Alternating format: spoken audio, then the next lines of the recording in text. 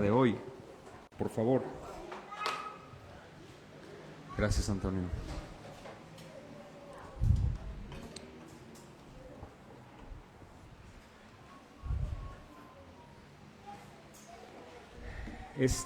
Vamos, por favor, acompáñame en tu Biblia, en nuestras Biblias, por favor, al libro de Samuel, primer libro de Samuel.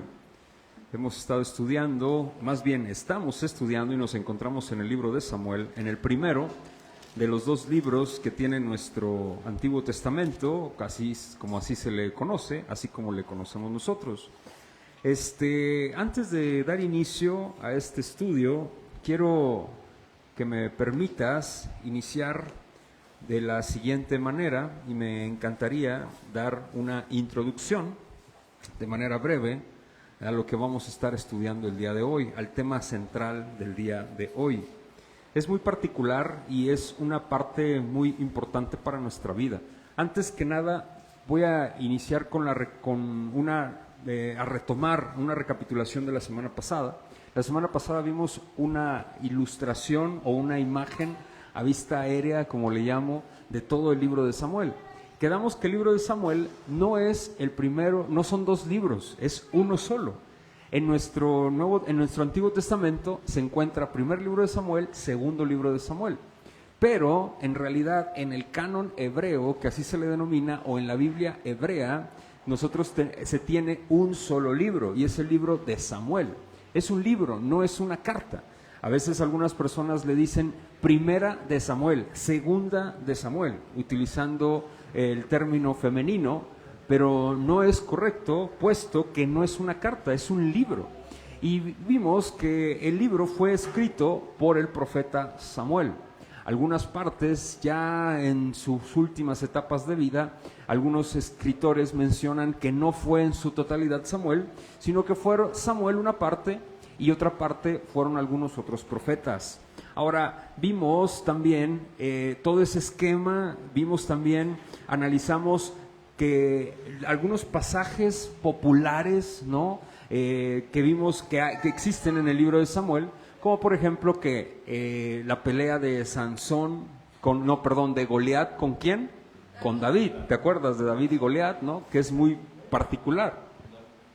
David y Sansón, ¿no? Me confundí, ¿no? Es David y Goliat, ¿no? O también hay pasajes populares o algunos textos populares. El día de hoy vamos a ver uno que he escuchado muchas predicaciones de este texto, que es de un personaje muy popular que es Ana. ¿Has escuchado hablar de Ana? Ana y Penina, no sé si tú has leído el primer libro de Samuel, hoy vamos a hablar de esto, y su padre Elcana, que es el padre de ¿quién? Pues de Samuel, al final del día es el padre de Samuel. Ahora, vamos a ver, vimos esto la semana pasada, y también yo quiero mencionar lo siguiente. Vimos algunos textos famosos también dentro del libro de Samuel, y vimos que el libro de Samuel, como esta es un solo libro, el primero y el segundo libro de Samuel, tomamos el texto del segundo libro, que es la base de lo que habla, o la centralidad de lo que habla el libro de Samuel. ¿Y qué es de lo que habla? Del pacto eterno que Dios hace con David, que vendría alguien, ¿no? En el cual confirmaría su pacto, y sería un pacto eterno. ¿Y ese quién es? Jesús. Y vimos que de ahí se desciende, y así como inicia el Evangelio de Mateo, como es que empieza genealogía de Jesucristo, hijo de David, ¿no? Luego empieza ahí. ¿Por qué? Porque marca el pacto que hizo nuestro Señor con David en el libro de Samuel, y es la parte central del libro de Samuel. Ahora, vamos a ver el día de hoy el primer capítulo de Samuel, del versículo 1 al versículo 18. Y el tema del día de hoy es un tema que a todos los cristianos nos compete. Es un tema popular con los cristianos. Miren, cuando tú ves un cristiano, son dos cosas que nos caracterizan ante la sociedad. Es la lectura de la palabra. Bueno, hoy en día es la música, porque la música se ha convertido en algo que los cristianos son rockeros, ¿no? Y son muy, ¿cómo se llama? Muy hipiosos, ¿no? Algunos de ellos y con tipos de vestimenta medios extrañas, ¿no? Populares en el ámbito musical, que no tienen nada que ver con el cristianismo. Eso es una tergiversación. Pero algo muy interesante es esto: se nos caracteriza por leer la palabra. ¿Y por qué? Por orar. ¿Sí o no? Por eso se nos debería caracterizar. Y hoy vamos a ver un tema crucial para ti y para mí. ¿Sabes cuál es? La oración. La oración. Pero mira, no quiero sonar muy trillado con esto, y ahorita voy a profundizar un poquito más, que es parte de mi introducción. No vamos a hablar en sí de cómo orar o de la importancia de la oración. Vamos a hablar de una de las aristas, o sea, una de los puntos medulares de la oración. Mira, cuando nosotros oramos es testimonio de que tenemos fe, ¿sí o no? ¿Por qué?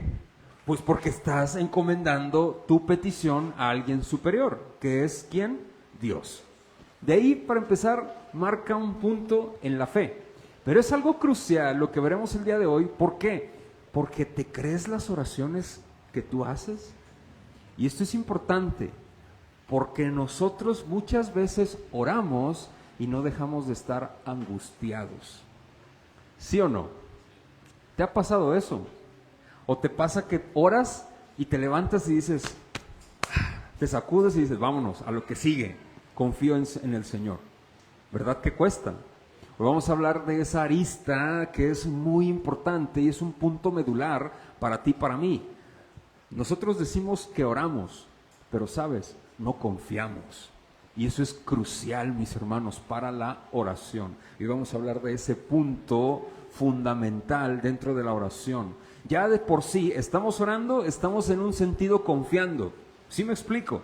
Pero de verdad, ¿descansas en el Señor? Ese es el punto crucial. ¿Has aprendido a descansar en Él? Y vamos a hablar de esto, el descanso que debe producir en el alma del cristiano la oración. ¿Sí queda claro? Esto no implica que yo no voy a hacer nada, porque a veces el descansar tenemos nosotros en nuestra mentalidad grecorromana. ¿Sabes qué tenemos cuando se nos dice descansar? ¿Qué se te viene a la mente descansar? No hacer nada, dormir, jugar videojuegos, no hacer nada. ¿Sí o no?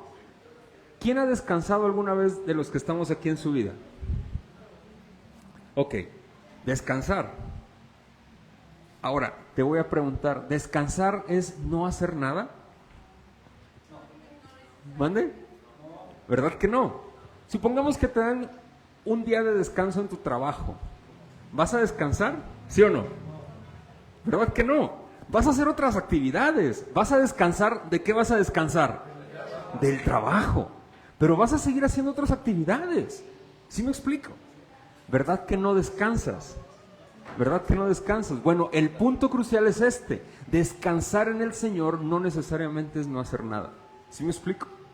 Sino es hacer lo que me corresponde a mí como persona, descansando en mi conciencia en el Señor. Y ahorita vamos a ver ese punto que es crucial. Cuando oramos y decimos que se haga tu voluntad, no nos creemos eso. ¿Sí me explico?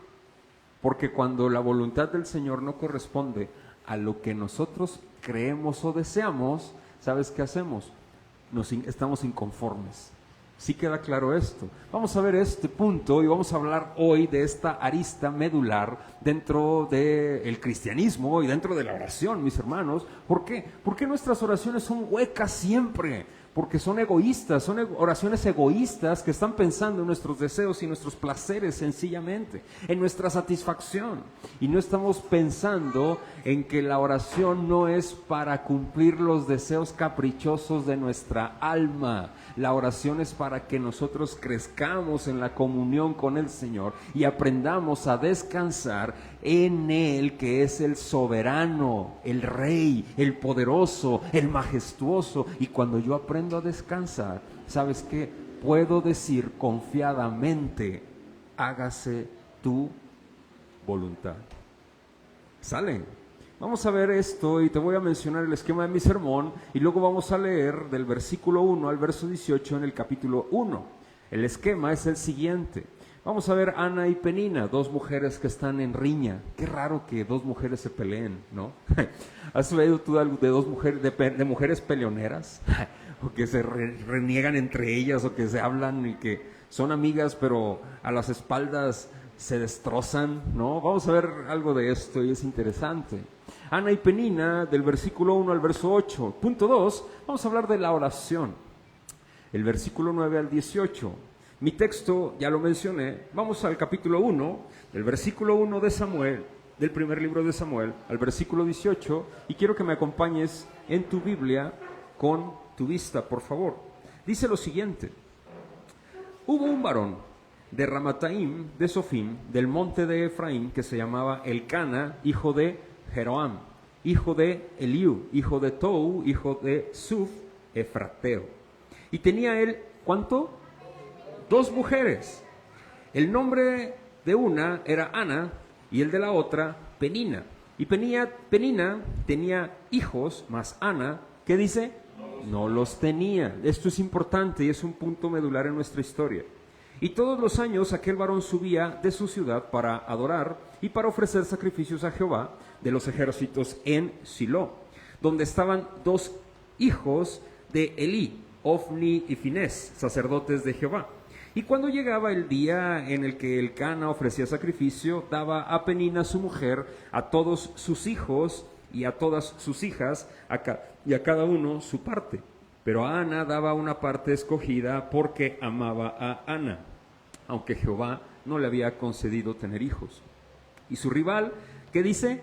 La irritaba. Esta frase, esta palabra en el hebreo es muy importante. En la Reina Valera dice irritaba. Vamos a ver más adelante lo que significa, ¿no? Que es muy importante. Enojándola y entristeciéndola porque Jehová no le había concedido tener hijos. Así cada año, cuando subía a la casa de Jehová, la irritaba así, por lo cual Ana lloraba y no comía. Y Elcana su marido le dijo: Ana, ¿por qué lloras? ¿Por qué no comes? ¿Y por qué está afligido tu corazón? ¿No te soy yo mejor que 10 hijos? Y se levantó Ana después que hubo comido y bebido en Silo. Y mientras el sacerdote Elí estaba sentado en una silla junto a un pilar del templo de Jehová, ella con amargura de alma oró ¿a quién? A Jehová, y lloró abundantemente e hizo voto, diciendo: Jehová de los ejércitos, si te dignares mirar a la aflicción de tu sierva y te acordares de mí y no te olvidares de tu sierva, sino que dieres a tu sierva un hijo varón, yo le dedicaré a Jehová todos los días de su vida y no pasará navaja sobre su cabeza. Mientras ella oraba largamente delante de Jehová, Elí estaba observando la boca de ella, pero Ana hablaba en su corazón y solamente se movían sus labios y su voz no se oía. Y Elí la tuvo por ebria. Entonces le dijo Elí: ¿hasta cuándo estarás ebria? Digiere tu vino. Y Ana le respondió diciendo: no, señor mío, yo soy una mujer atribulada de espíritu. No he bebido vino ni sidra, sino que he derramado mi alma delante de Jehová. Hermosa frase esta. Dice: no tengas a tu sierva por una mujer impía, porque por la magnitud de mis congojas y de mi aflicción he hablado hasta ahora. Elí respondió y dijo: ve en paz, y el Dios de Israel te otorgue la petición que le has hecho. Y ella dijo: halle tu sierva gracia delante de tus ojos. Y se fue la mujer por su camino y comió, y no estuvo, ¿qué dice? ¿Más qué? Este es el punto medular de la oración de Ana. Te voy a decir algo: tú oras y te levantas y dejas de estar triste, atribulado, acongojado. Haz de cuenta que no oraste. O sea, sigues igual de mortificado, de angustiado, y cómo le voy a hacer, y ya oré, confío en Dios, pero sigo mortificado, ¿no? Esto es interesante porque Ana dice, se levantó de orar, derramó su alma delante del Señor y no volvió ¿a qué dice? A estar triste. ¡Wow! Es impresionante esto, y este es el punto medular de este texto, ¿no? Hay varios puntos importantes en este fragmento de la Escritura. Miren, voy a iniciar de la siguiente manera. ¿Alguna vez has entregado algo y ha descansado tu alma? Otra vez, ¿alguna vez has entregado algo, fíjate, y ha descansado tu alma? Hasta podemos utilizar la expresión mexicana, voy a ver, espero que me pueda dar a entender con esta frase que voy a expresar. ¿Se entiende la palabra, ya dejé caer el cuerpo? O soltar el cuerpo. En la tierra de mi esposa la dicen mucho, ya solté el cuerpo. ¿Qué significa eso? Andabas muy angustiado, atribulado por alguna situación, se resolvió, ¿y qué haces? ¿Sí o no? Te relajas, ¿no? ¿Te ha pasado eso alguna vez? ¿Que te relajas? Pueden ser algunas situaciones, por ejemplo, y esto es porque la congoja de nuestro corazón, por la causa que se encontraba angustiada, se liberó o dejó simplemente de ser esa congoja. Podemos hablar de una enfermedad, de un trabajo, de una deuda, etcétera, muchas cosas, de alguna mortificación, y que cuando ya pasa, ¿sabes qué ocurre? ¿Sí o no? Cuando pagas una deuda, ¿a poco no? ¿Qué pasa? Cuando estás libre de una enfermedad, que vas con el médico que porque te dolió, no sé, la pantorrilla y sales que, no manches, estoy súper mal. Yo voy a tomar una ilustración del pastor John Piper, que leí en un libro, dice, fui a hacerme unos estudios de rutina y me los hice, consulté al médico y en esa misma mañana salí y resulta que tengo cáncer. Dije, o sea, yo me siento muy bien, ¿no? Es impresionante eso. Pero sí o no, cuando pasa la tribulación de una enfermedad, la congoja de alguna circunstancia, sí o no, te relajas. ¿A poco no? ¿Sí o no? Eso es soltar. ¿Has soltado alguna vez algo? ¿Sí? Mira, y lo pongo de una forma muy sencilla. Y tal vez puede ser algo muy cotidiano o muy burdo mi ilustración. Mira, si yo tomo en mis manos un objeto y lo dejo caer, ¿qué va a pasar? Y lo suelto, ¿qué va a pasar? ¿Mande? Se cae. ¿Y va a pasar del suelo? Va a descansar. Esto es importante, va a descansar.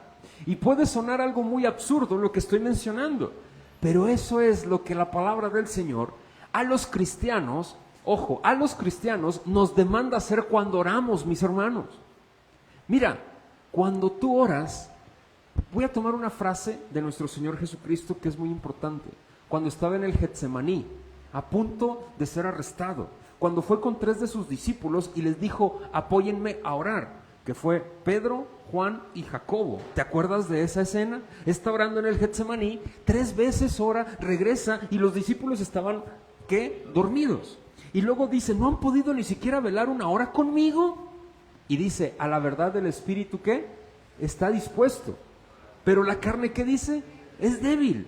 Y luego hay otra frase, en la oración, Juan describe en el Evangelio que él está orando y dice, Señor, si es posible, que no pase de mí esta copa. ¿Te acuerdas? Que pase de mí esta copa, perdón. ¿Sí te acuerdas de eso? Por la copa de ira que iba a pasar sobre de él. Y él ora, por favor, si es posible. Pero dice, pero que no se haga como yo quiero. Sino que dice, que se haga ¿qué? Tu voluntad. Jesús, te pregunto, según el relato bíblico, ¿se levantó triste, mortificado, angustiado por lo que iba a pasar? ¿Mande? ¿Se levantó qué? Confiado y seguro. ¿Por qué? Porque él sabía que la voluntad de Dios, ¿qué es? Es mejor. Es mejor.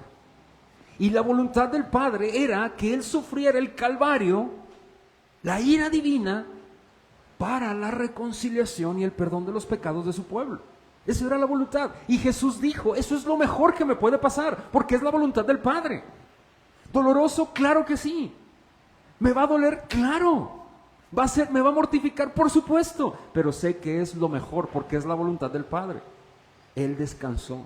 Y él le enseñó a sus discípulos a descansar en la oración.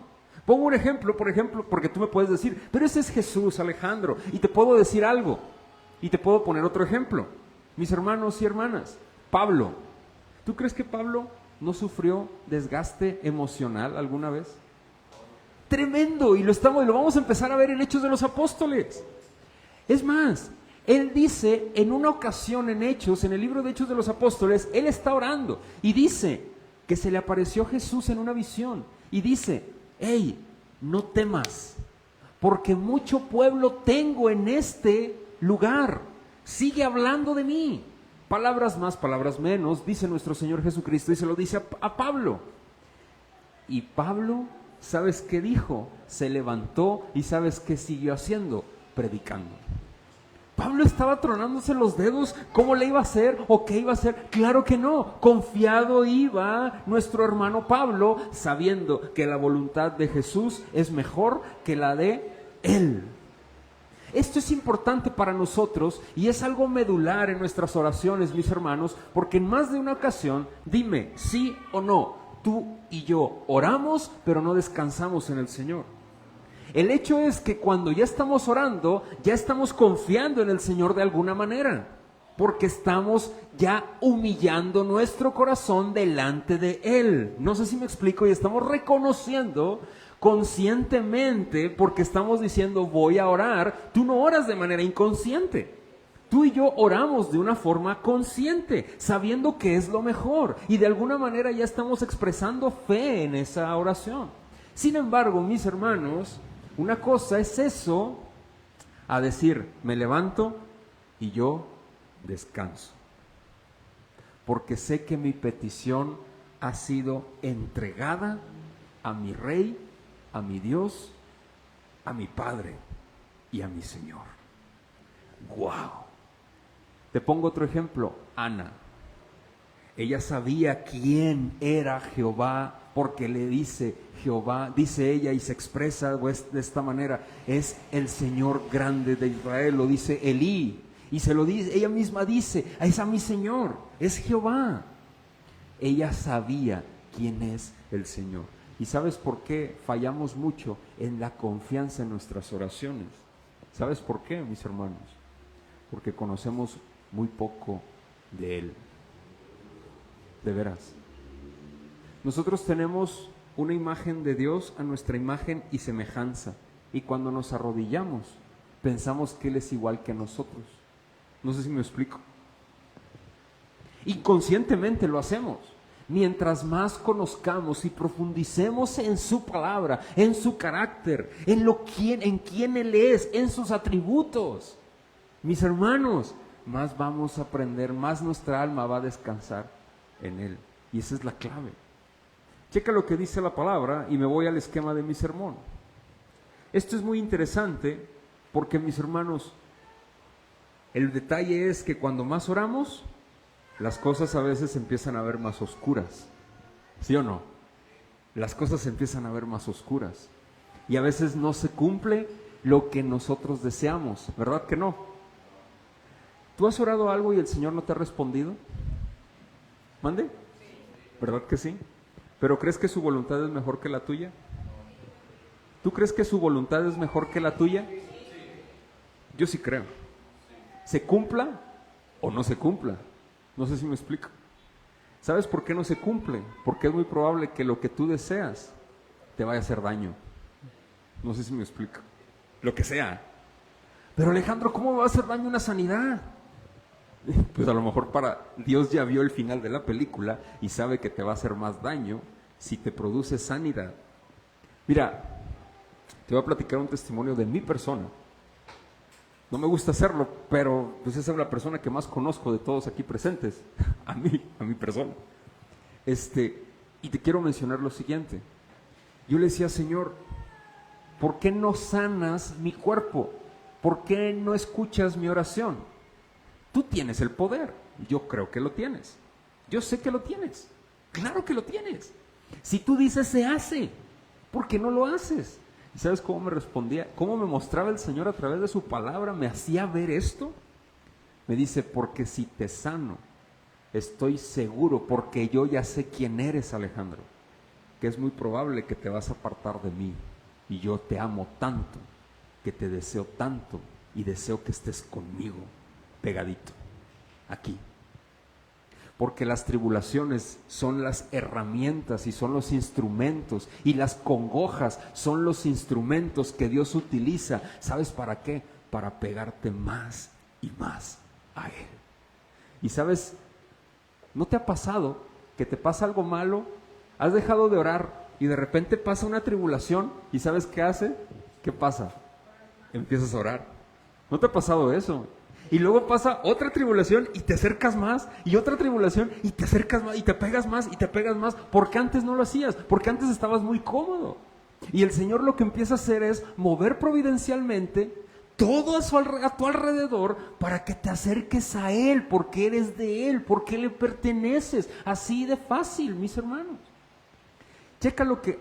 Vamos a ver la historia de Ana, y esto es mi introducción. ¿Por qué? Porque en la ilustración, en el texto, me marca algo muy interesante, y a veces cuando vemos a Ana y a Penina, nos enfocamos en que ella estaba triste porque no podía tener hijos. ¿Sí o no? ¿Sí o no? Eso es la historia que nosotros tenemos en mente, pero nos olvidamos del entorno cultural que estaba viviendo Ana, y el martirio y el infierno que estaba viviendo esta mujer socialmente, incluso en su propia casa. ¿Has vivido tú un infierno a tu alrededor alguna vez? ¿Con algo que has vivido o algo que te ha pasado? Es horrible, y lo digo metafóricamente, estar viviendo en una angustia, en una desesperación, en una tribulación, y que no se resuelve nada, y que al contrario va de mal en peor. El primer punto de mi texto, de mi sermón, es Ana y Penina, del versículo 1 al verso 8, y vamos a leer, por favor, nuevamente. Voy a ir explicando este texto, y me encantaría analizar algunos puntos importantes. Por ejemplo, dice: hubo un varón de Ramataim, de Sofim, del monte de Efraín, que se llamaba Elcana, hijo de Joram, hijo de Eliú, hijo de Tou, hijo de Suf, efrateo. Efrateos vienen de la tribu de Efraín, que vivían en la zona de Efraín.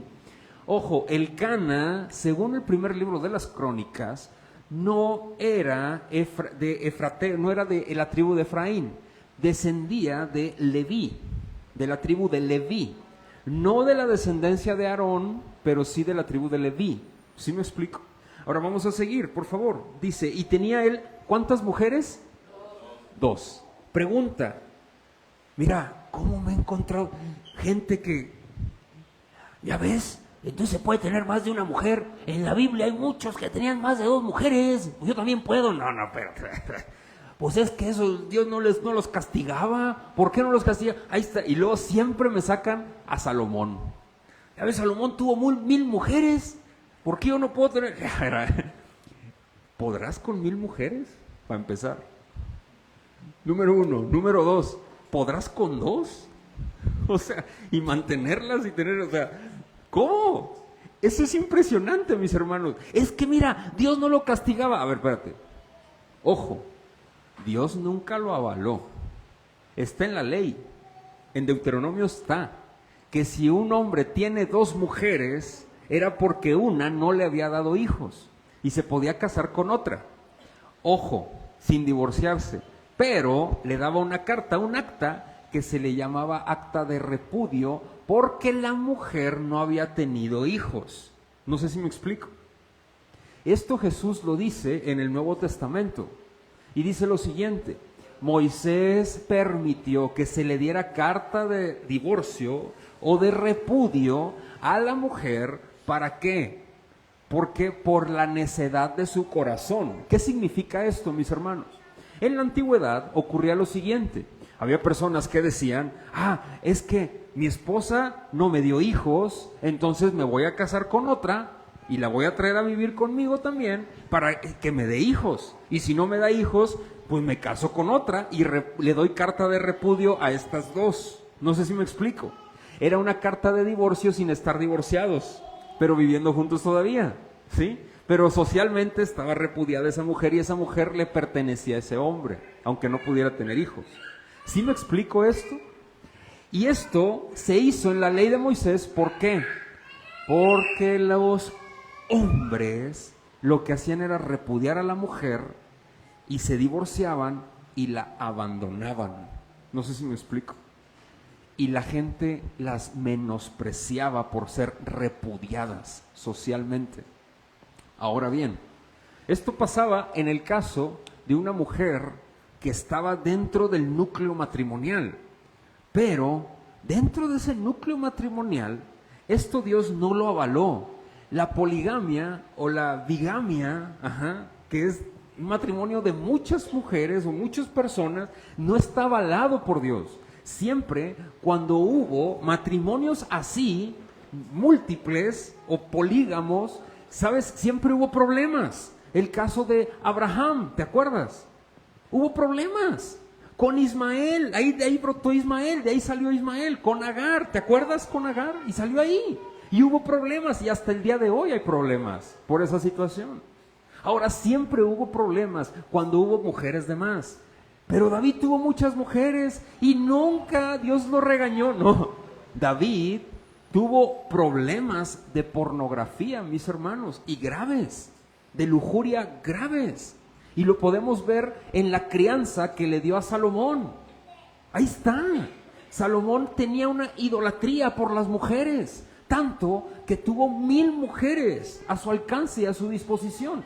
Salomón, David tenían un problema de pornografía, mis hermanos, de lujuria. No lo vamos a alcanzar a ver porque eso viene en el segundo libro de Samuel. Pero Dios no avaló eso y nunca lo avala. Y Dios no avala el matrimonio múltiple ni polígamo. Claro que no. Ahora, esto es importante comprenderlo porque él tenía 2 mujeres en el versículo 2. El nombre de una era Ana. Ana. El nombre de la otra era ¿quién? Penina. Ana significa gracia. Eso significa el nombre de Ana, gracia. El nombre de Penina significa rubí. Eso significa penina, rubí. Esto es importante. El Cana significa Dios ha creado. Eso significa, ¿no? Ahora, esto es importante porque checa, Ana y Penina tenía hijos. No dice cuántos hijos tenía, mas Ana no los tenía. Y todos los años aquel varón subía a su ciudad para adorar y para ofrecer sacrificios a Jehová de los ejércitos en Silo. Miren, ahí se quedó el arca del testimonio en Silo con Josué. Ahí la dejaron. Ahí se estableció lugar de culto, en el tabernáculo. Algunos historiadores mencionan que el tabernáculo se le pusieron columnas y se hizo una estructura más en forma para hacer una especie de templo, y que los sumos sacerdotes y los sacerdotes habitaban alrededor y habitaban en Silo. Ahora, esto es importante porque ahí se encontraba Elí con sus 2 hijos. El sumo sacerdote se heredaba, el sacerdocio se heredaba. ¿Sí me explico? No era por capacidades, sino era por herencia. Pero los hijos de Elí, no manches, eran unas fichitas. ¿Has escuchado hablar ese término? Era una fichita. ¿Qué significa? ¿Qué significa ser una fichita? Tremendo, problemático, rebelde. Se acostaban con las mujeres del tabernáculo que servían, se comían los sacrificios, no, eran corruptos, no, eran unas fichitas. Los hijos de Elí, bebedores, eran unas fichitas, horrible. Y eso era interesante, y robaban, eran corruptos, ¿no? Ante las ofrendas, eran unas fichitas, pero ellos estaban a cargo. Checa, era una obligación de cada hombre israelita subir mínimo en las 3 fiestas principales del año de Israel. Y tenían que ir al tabernáculo a fuerza, a celebrar estas 3 fiestas. Ahora bien, esto no era cualquier cosa. ¿Tú has viajado alguna vez? ¿Sí? ¿Algún lugar lejano has viajado? ¿Qué es lo más lejos que has ido de viaje? ¿Qué es lo más lejos que has ido de viaje? Acapulco, Torreón, Acatlán. Acatlán. ¿Has viajado con familia? ¿Es un show, sí o no? Es toda una aventura, ¿no? Y que la maleta, y que córrele para acá, y que ya se fue, y que el avión, y que... Si viajas solo, no hay tanta bronca, ¿verdad? Solito no hay problema, pero con familia, con hijos, con niños, todo, tampoco no es... Y que corre el día de va a dejar el camión, o el avión, y que vamos por el aeropuerto, y luego... Bueno, ok. Imagínate esa escena, pero el varón tenía que bajar con toda la familia. Espérame. Y las fiestas no eran fiestas que duraban de un día para otro, eran fiestas de 7 días. O sea, imagínate viajar con la familia de aquí a Acatlán. Ah, bueno, pues papita. No, espérame. A pie. Y en burro. O sea, imagínate. ¿Sí me explico?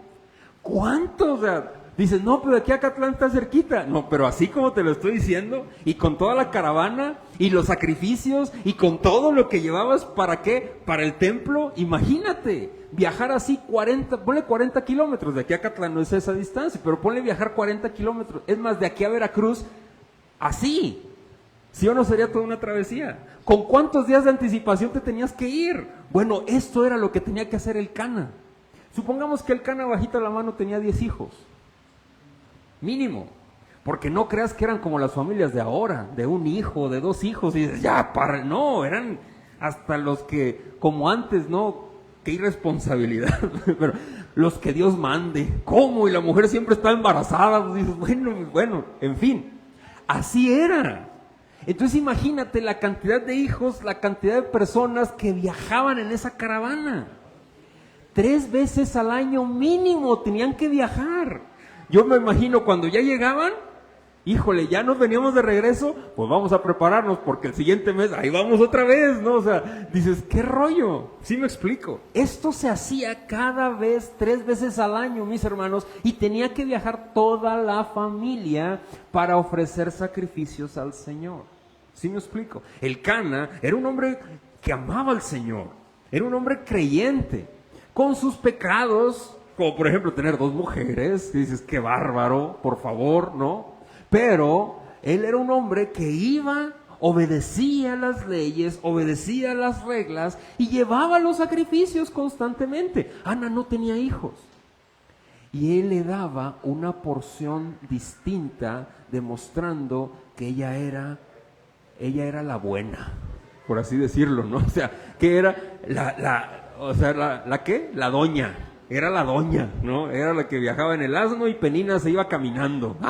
Pero era la buena. ¿Sí me explico? Y le daba una doble porción para el sacrificio.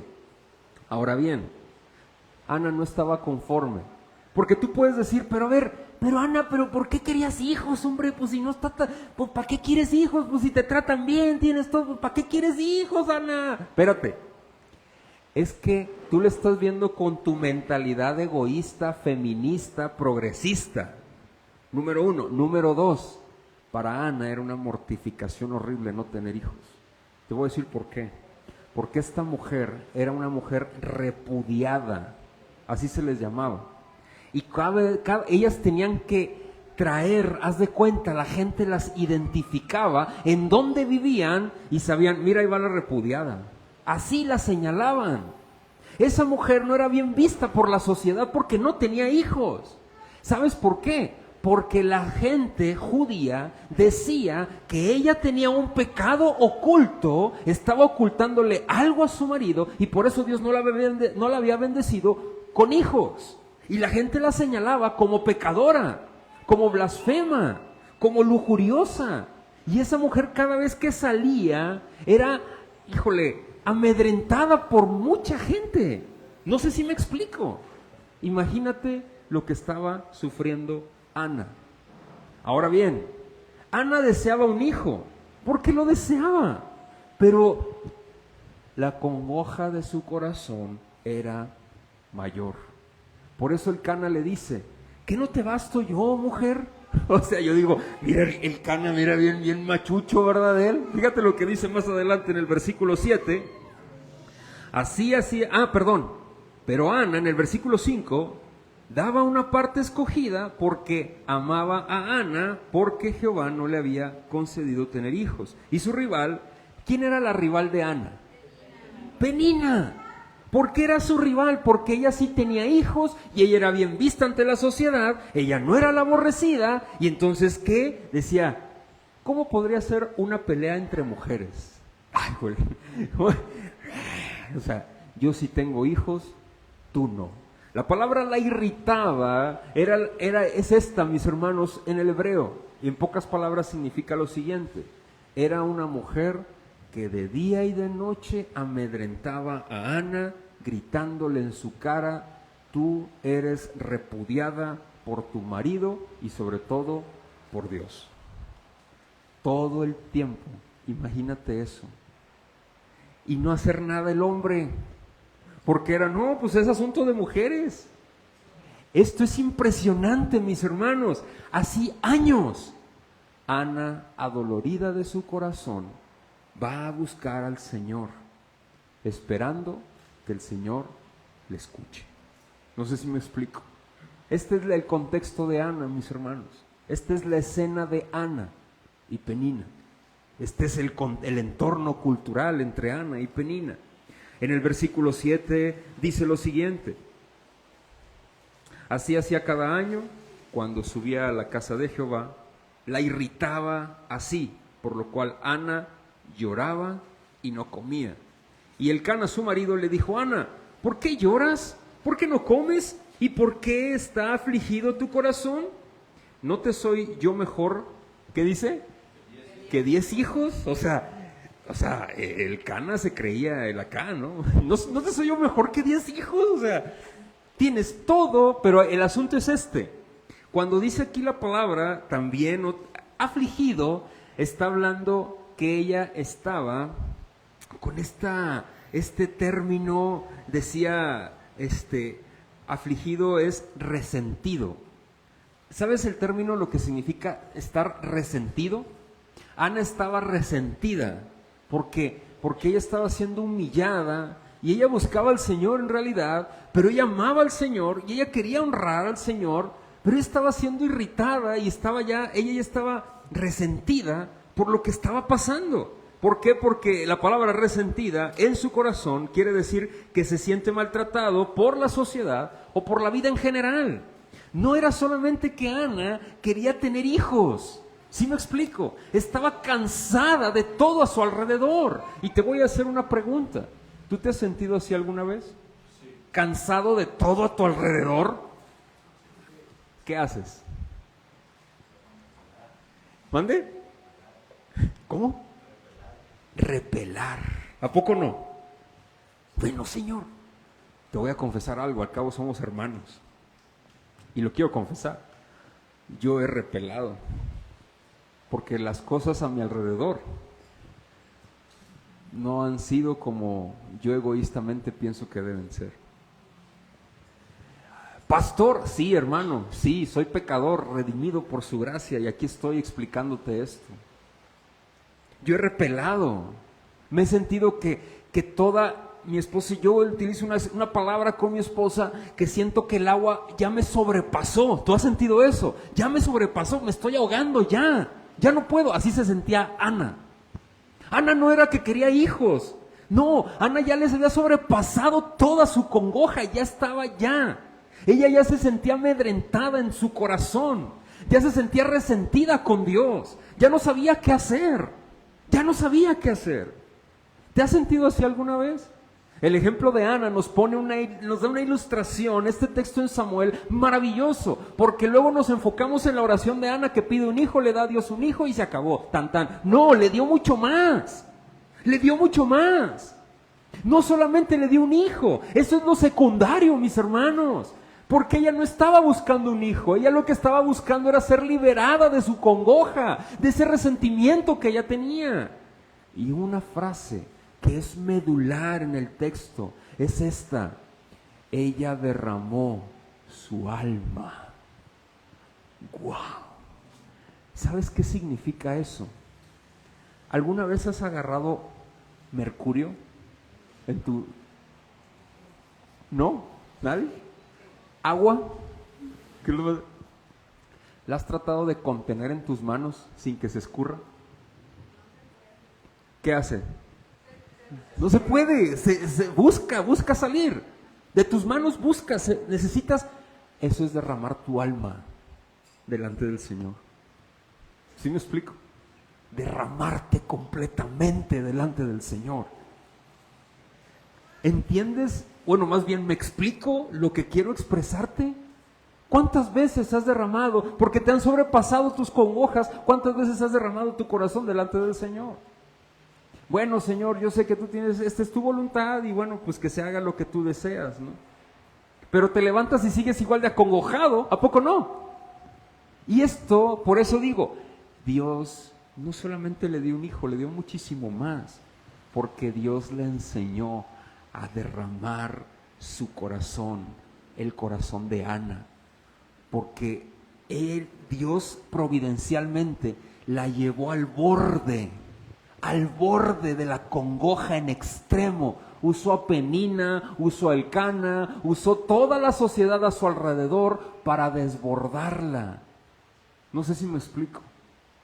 Por eso Pablo en Romanos hace la alusión a que nosotros, las tribulaciones, las aflicciones, en pocas palabras, son las herramientas que Dios utiliza para que nosotros nos derramemos delante del Señor, y gloria al Señor por eso. Por eso yo puedo decir como cristiano, gloria a Dios por las aflicciones el día de hoy. Gloria al Señor porque hay enfermedades que me sobrepasan. Y eso me lleva a estar pegadito con el Señor. Gloria al Señor porque hay tribulación en mi trabajo, porque eso me lleva a poder asistir a la iglesia. Porque yo sé que si viviera una vida tan sencilla y tan fácil, inundada en la gracia, ¿sabes qué? Me voy. ¿Sí o no? Agarramos rienda, nos vamos como ovejas descarriadas, porque empezamos a caer en la trampa perversa de nuestro corazón de que nosotros somos suficientes. No sé si me explico. Si Dios ha permitido que estés en donde estés, en tu congoja y aflicción, y que te sientes que te has sobrepasado, ¿sabes para qué es? Para derramarte delante de Él. Oye, te aconsejo algo y te lo digo con todo mi corazón. Hazlo ya. Hazlo ya. Porque el Señor te va a llevar al borde de la congoja en donde ya no vas a ver más. No sé si me explico. Hazlo ya. Termino con esto y me voy a mi segundo punto, la oración. Lo que hace Ana, se levanta Ana después que hubo comido y bebido en Silo, en el versículo 9, ella va, ofrece su sacrificio, pero en el versículo 11 hace un voto diciendo, mira Señor, si tú me escuchas, si tú me oyes, fíjate lo que dice el voto, Jehová de los ejércitos, ¿cómo le dice? ¿Jehová de qué? Fíjate quién era Dios para Ana. ¿Quién era? Jehová ¿de qué? De los ejércitos. Ana conocía al Señor. Ana sabía que Dios era un Dios todopoderoso. La palabra aquí, Jehová de los ejércitos, es la primera vez, si no mal recuerdo, en uno de los comentarios que leía, que se manifiesta y lo expresa una mujer. Mis hermanos, ¿tus congojas parecen aflicciones difíciles? Como una batalla campal, el Señor es el Señor ¿de qué? De los ejércitos. Ana lo está reconociendo por quién es. Ella conocía al Señor. Por eso te decía, ¿sabes por qué nosotros no aprendemos a descansar después de orar en el Señor? ¿Sabes por qué? Porque conocemos muy poquito de quién es Él. Y me da vergüenza decirlo, mis hermanos. Pero ¿sabes qué sucede? Tú te crees tanto y haces al Señor tan pequeño que Dios es más grande de lo que tu mente puede imaginar. De veras. De veras. Hace años una persona me decía, es que si yo no salgo a buscar trabajo, el Señor no te lo va a dar. El Señor, no te va a mandar a alguien y te va a dejar un recado que quieres que vaya y que trabaje. Y le dije, a lo mejor tu Dios no, pero el mío sí. El mío sí lo puede hacer. El mío sí lo puede hacer. El mío puede hacer que vayan y que toquen a la puerta de tu casa o te manden un correo electrónico sin tú haber mandado nada y te digan, preséntate mañana porque tengo una entrevista para ti, y te entrevistan y te contratan así de la nada. Qué rollo, ¿no? Mi Dios, el mío sí lo puede hacer. Me dice, bueno, Alejandro, es que estás exagerando. No, yo no estoy exagerando, pero el Señor de los ejércitos es capaz de hacer eso y más. Es más, si el Señor dice, deja de llover, se quita la lluvia. ¿A ti no te ha pasado algo así alguna vez? A mí muchas veces. Señor, no tengo dinero para esto. Y oras y derramas tu corazón y pasa el tiempo, oras y de repente, caray, ¿qué pasó? ¿Qué onda? Señor, gracias.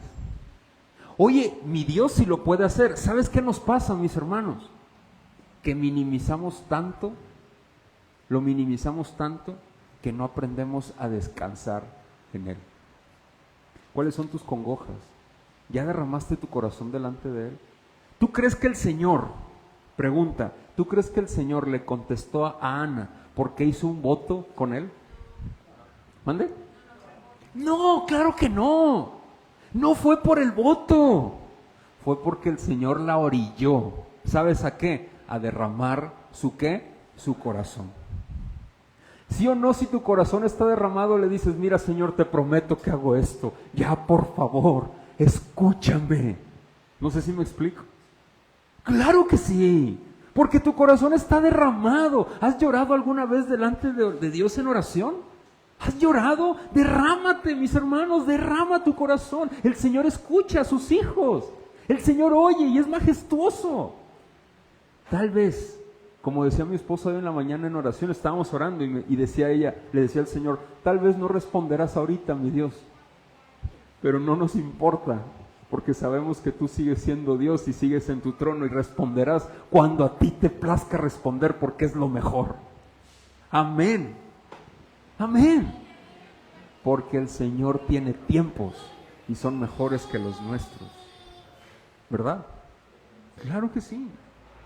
Checa lo que dice el voto de Ana, le ofrece a su hijo, etcétera. Pero luego Elí le dice, mujer, estás ebria. ¿Te acuerdas? Oye, mujer, estás borracha porque está... No, sino que ella estaba... Algunos mencionan que ella estaba hablando en lenguas, de aquí sacan esto, pero el texto no habla de eso. El texto habla que ella estaba hablando, ¿qué? En su, ¿qué? Corazón. ¿Sabes cómo? Te voy a poner el ejemplo de cómo. Ella está orando, no en voz alta, sollozando, llorando, derramando su corazón, hablando en voz baja. ¿Has orado alguna vez hacia el Señor? Que solamente inclinas tu rostro o estás de rodillas y empiezas a llorar y no se entienden tus palabras. Eso es el texto en el hebreo. Y empiezas a derramar tu corazón con lágrimas, y las lágrimas Dios las usa de manera maravillosa. El Espíritu Santo utiliza las lágrimas para limpiar el corazón, y es fascinante cuando te levantas. A Ana le pasó eso, mis hermanos. Familia, concluyo con esto. Ana dijo a Elí, he derramado, en el versículo 15, Ana le respondió diciendo, no, Señor mío, yo soy una mujer atribulada de espíritu, no he bebido vino ni sidra, sino que he derramado mi alma delante de Jehová. En el verso 18 dice, Elí le dice, el Señor, ve en paz, el Señor te otorgue la petición que has hecho. En el verso 18 termino con esto. Y ella dijo, halle tu sierva gracia delante de tus ojos. Y se fue la mujer por su camino y comió. Y no estuvo más, ¿qué dice? Triste. ¿Tú crees que, te voy a hacer esa pregunta, ¿tú crees que cuando se levantó, Dios le contestó así? Pasó tiempo. Dice más adelante, y lo vamos a ver la próxima semana, pasó tiempo. Oye, ¿dejaron de burlarse de ella? Tal vez no, y siguió. ¿Penina siguió haciéndole la vida de cuadritos? Claro que sí, porque el diablo vio muy probablemente que ella derramó su corazón. ¿Sí me explico? Oye, mis hermanos, pero ella, ¿qué dice aquí? nunca más estuvo ¿qué? Triste. ¿Sabes? Quiero terminar con esto, mis hermanos. Nosotros oramos y cuando oramos ya estamos expresando que confiamos en Él. ¿Sí o no? De entrada. ¿Por qué? Porque ya estamos testificando que hay alguien superior a nosotros. Pero hay algo muy interesante, porque cuando dejamos de orar, nos levantamos con la misma angustia, o tal vez peor. ¿Sí me explico? ¿Por qué? Porque no aprendemos a descansar en su voluntad. Y te digo algo, familia, mira, esto es importante, porque, mis hermanos, si nosotros conocemos a Dios y sabemos quién es, y mientras más profundizamos en su palabra, vamos a entender quién es Él y quiénes somos nosotros. Dios, el Dios de Israel, es el Dios verdadero y es el único.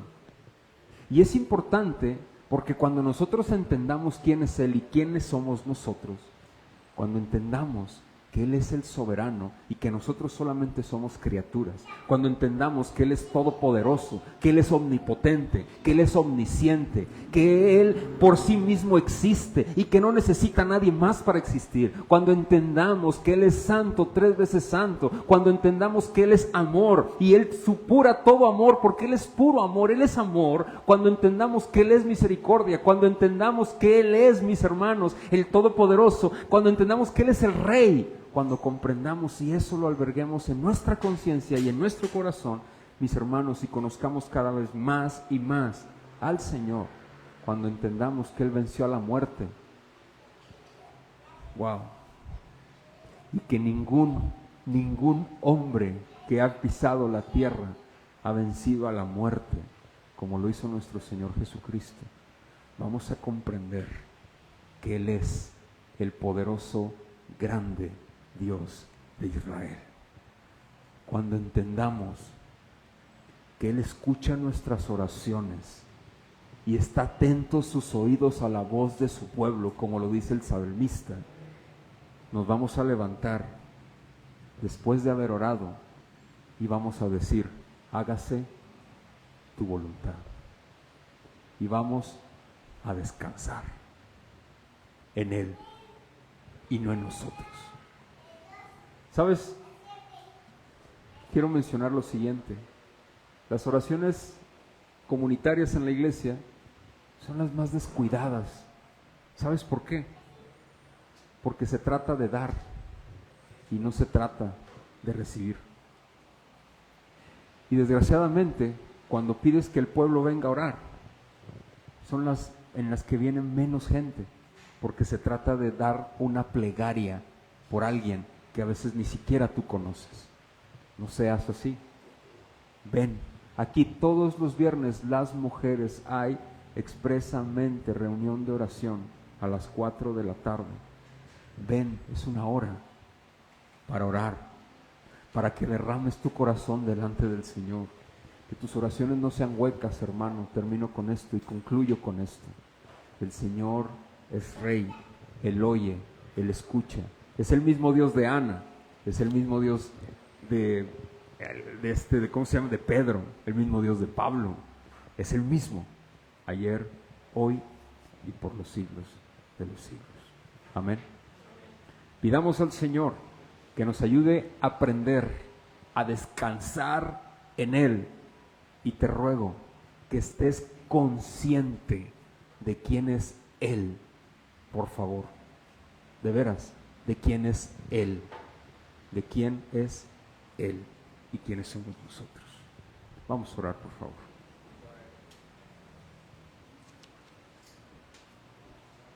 Señor, te damos muchas gracias por este texto. El día de hoy, Padre, queremos pedirte perdón porque hemos orado y cuando hemos dejado de orar y nos hemos levantado, hemos terminado nuestra oración y hemos seguido igual. Perdónanos, Señor, porque no hemos aprendido a descansar en tu voluntad. Hemos fallado en el conocimiento que tenemos de ti. Hemos hecho un Dios a nuestra imagen y semejanza.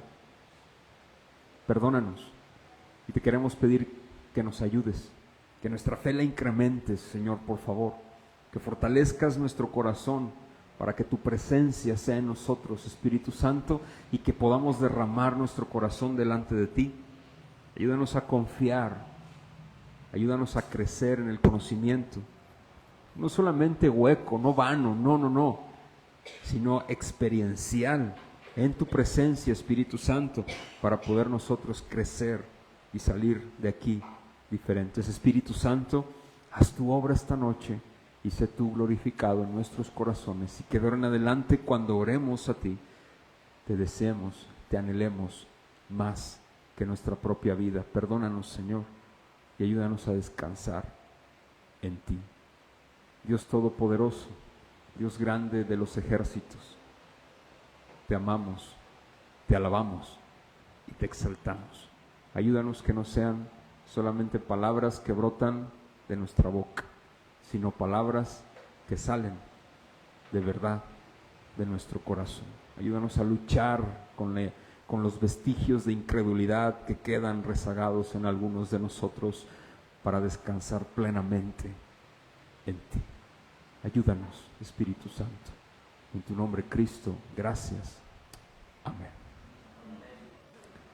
Mis hermanos, vamos a ponernos de pie, por favor.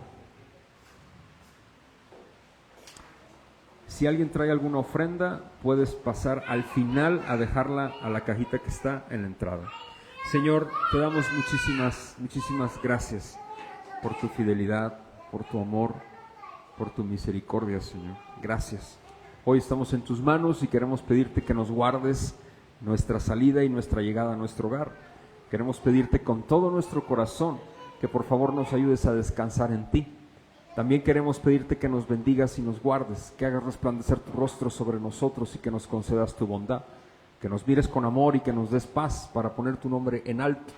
Quiero pedirte, Señor, con todo nuestro corazón, que si hay alguien aquí que no tiene vida, que tú des vida, mi Dios, para que tú fortalezcas, santifiques, pero sobre todo le concedas el don del arrepentimiento y la vida eterna, Señor. Te damos gracias por este tiempo, gracias por tu palabra el día de hoy. Ayúdanos a desearte cada vez más y más y más. En tu nombre, Cristo, gracias. Y decimos, familia, amén. Que la gracia del Señor sea contigo. Si el Señor lo permite, nos vemos el domingo. Tengo un anuncio para los miembros de la congregación. El domingo habrá reunión de miembros. Corresponde el día 15. ¿Sale? Ya es